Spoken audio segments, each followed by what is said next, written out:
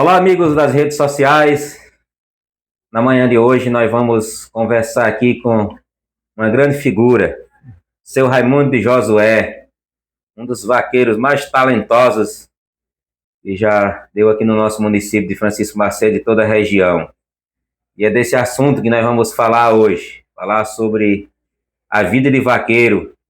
Ele que foi um dos maiores vaqueiros que a nossa região já viu em atividade. E nós vamos conversar aqui com o seu Raimundo sobre esse assunto da vida de vaqueiro. Eu vou começar perguntando, seu Raimundo, como surgiu a sua vocação para essa árdua missão de vaqueiro? Rapaz, isso veio do meu pai. Meu pai começou, e aí, quando eu nasci, foi dentro da vida do gado. E como foi a primeira carreira que você deu atrás de um boi? A primeira carreira o primeiro boi que eu peguei, eu tinha 15 anos.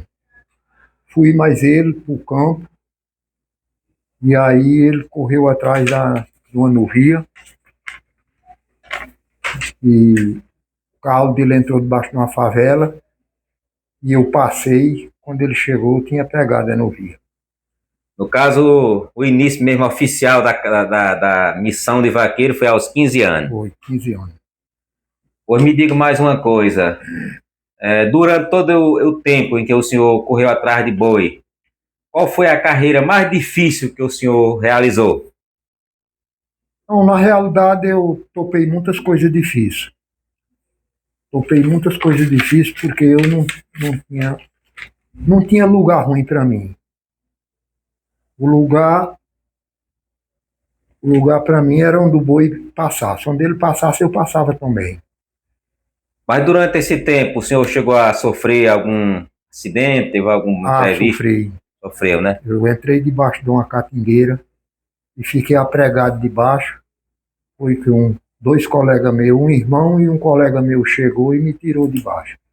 Aí eu fiquei apregado debaixo. Seu Raimundo, me diga mais uma coisa.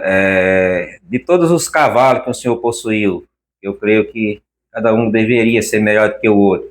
Qual foi o que ficou marcado? Qual foi o melhor cavalo que você teve, que você corria nele e se sentia seguro e o cavalo era bom? Rapaz, o melhor cavalo que eu me montei foi um cavalinho que foi de Antônio de Anorina. Foi o melhor que eu montei, porque ele corria só no virar da folha. Podia dar os arreios a ele, que ele descobria a reis e ela entrasse onde entrasse. Certo. Seu Raimundo, me conta aqui uma história. Quando eu era pequeno, eu acho que há mais ou menos 10 anos, eu vivenciei a história do boi Tiradentes. E disse que era um boi que vivia ali na Sota do Laranjo, como era conhecido. Esse boi chegou a ficar famado por nenhum vaqueiro conseguir desvendar o mistério dele. Vários vaqueiros afamados da época, como Edmar, Aldemar, Antônio Frisou, finado Francisco de Doutor Rosinha, vários outros tentaram pegar esse boi e nunca foi possível. Diz que o boi sabia o que era enganar vaqueiro no mato. E que a fama foi se espalhando. O dono do boi me parece que era até Arimateas e que ele precisava do boi, mas ninguém conseguia pegar. E aí eu soube que a primeira vez que você veio para essa carreira, você desvendou o mistério do Tiradentes e passou o chicote nele. Como foi essa história? O boi estava correndo e eu sempre com vontade de ir lá olhar esse boi. Mas eles não queriam que eu fosse. Aí eu exigia a eles para deixar eu ir desencorado mesmo. Eu vou desencorado, eu não corro atrás do boi não. Quero ir só para assistir lá o movimento. Aí eles acharam que era feio. Aí resolveram mandar eu ir.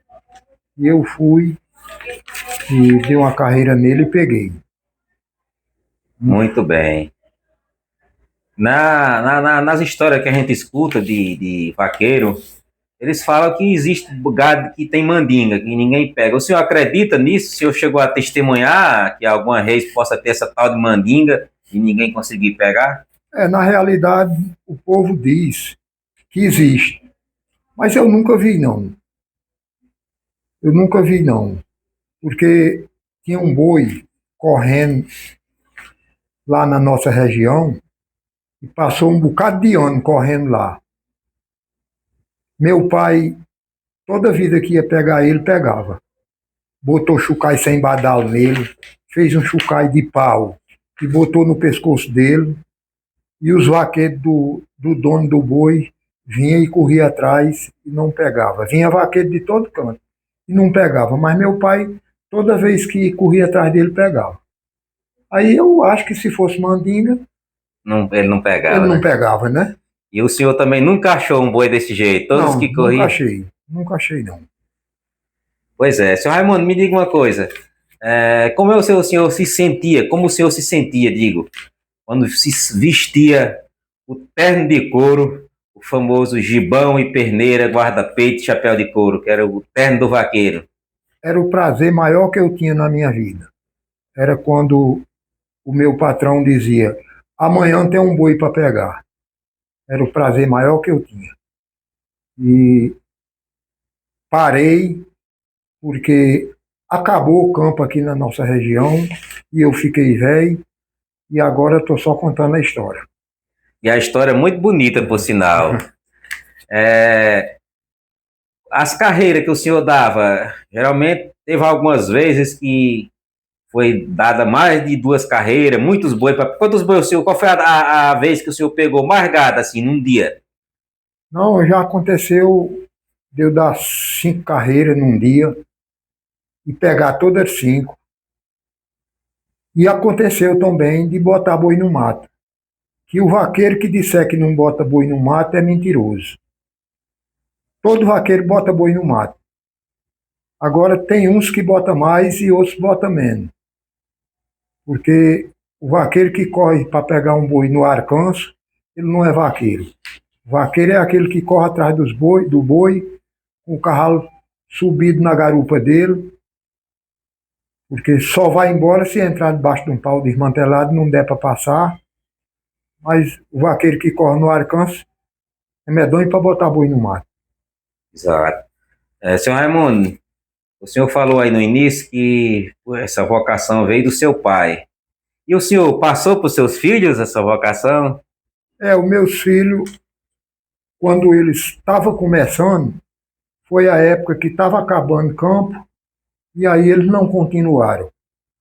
Mas tem dois que indo para o mato trazia. Pois é. Pois é, senhor Raimundo, eu lhe agradeço imensamente por o senhor aceitar aqui o convite e bater esse papo aqui, falando sobre pega de gado, que é Ah, uma coisa que beleza. eu não que eu admiro muito, eu admiro bastante o vaqueiro, a sua braveza, porque se você for comparar o vaqueiro que corre vaquejada, é uma pista limpa. E aquele vaqueiro que corre na mata, na caatinga, é uma árdua tarefa, porque É o verdade. risco é grande. E o vaqueiro bom, ele não temia pau, ele enfrentava Va- caatingas fechadas e ainda lograva êxito nas carreiras e pegava. É uma missão que eu admiro bastante. O vaqueiro é muito protegido por Deus. O senhor, quando ia a uma carreira, o senhor fazia umas orações, não ia não entrar na caatinga? A gente usava o nome de Deus, todas as horas. Pois muito bem. Pois, para finalizar aqui, o que o senhor tem a dizer para esses jovens que têm essa vocação e que desejam um dia ser vaqueiro, vaqueiro da caatinga? Não, hoje, hoje aqui na nossa região não tem mais vaqueiro, por causa que também não tem mais o que pegar. Hoje em dia o gado é tudo na roça, é tudo tocado de pé e de moto, é difícil até o cabo andar montado num cavalo, tocando gado. Mas é de moto, é de pé, é assim.